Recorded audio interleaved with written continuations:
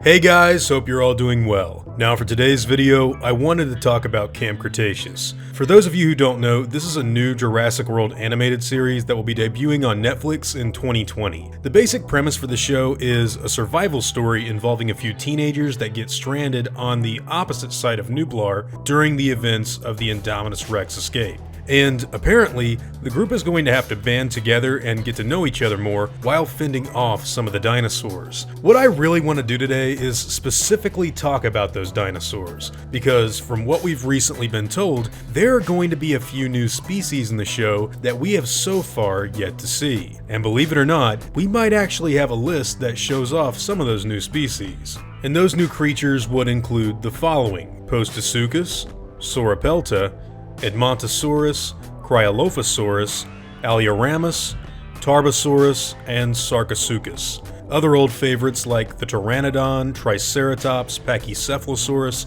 and a Carnotaurus will be showing up in the toy line as well. But it's the new species that we've never seen in a canon story before that I really want to talk about. Now, before I go any further, I want to thank both Collect Jurassic and Jurassic Outpost for telling us all some of this information, because it's from both of those websites' write-ups that I personally learned that Camp Cretaceous will have new dinosaurs that should be featured in Mattel's 2020 Jurassic World toy line, Primal Attack. And it's here where I've gotten that list of new dinosaurs. So with the information that the animated series is going to have new species that are featured proudly in the Primal Attack toy line, I think it makes complete logical sense to take a look at the toy listing in order to get a good idea of what dinosaurs we might get a chance of seeing. Of course, all of this is going to be purely speculation on my part, and since the show is a full year out from release, things could change at any minute. So I want you guys to keep that stuff in mind while we're going over all of these animals.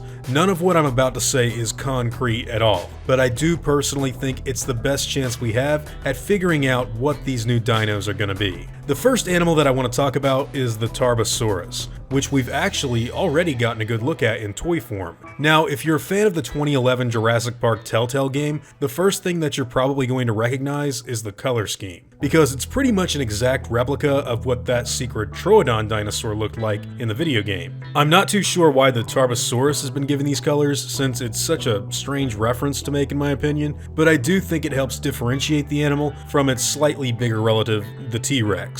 And if this is one of the species that will be showing up in the actual series, that could very well have been why they chose to give it a black and red paint job. Tarbos are pretty big theropod dinosaurs, so if they do indeed appear in the show, I think we can expect a lot of Rex-like scenes from them. Other dinosaurs like the Sauropelta and Edmontosaurus can easily be found in Jurassic World Evolution, which I'm sure will be something that the new toy line and Camp Cretaceous takes its cues from. It makes a lot of sense for Edmontosaurus to appear in the show, in my opinion, because it's been a part of the franchise since The Lost World, albeit where it was only shown as a skull, but also because the dinosaur was listed on the official Jurassic World theme park website as well. So if anything is overdue for a physical representation, I think this hadrosaur might deserve it the most. Other animals like the Postosuchus and Sarcosuchus are actually not dinosaurs, the former of which is notably found in BBC's Walking with Dinosaurs, while the latter can be seen in something like Nat Geo's Super Croc. And then of course we get some of my favorite additions. Cryolophosaurus is personally the dinosaur in this list that I'm most excited to see in a Jurassic movie, so I'm actually really hoping that this toy was commissioned for representation of the series. If the Cryolophosaurus doesn't end up being in Camp Cretaceous, it's not going to upset me or anything, but I definitely would love to see it in Jurassic World. The weird looking head crest, the Arctic environment from where it was found, really make me like this animal.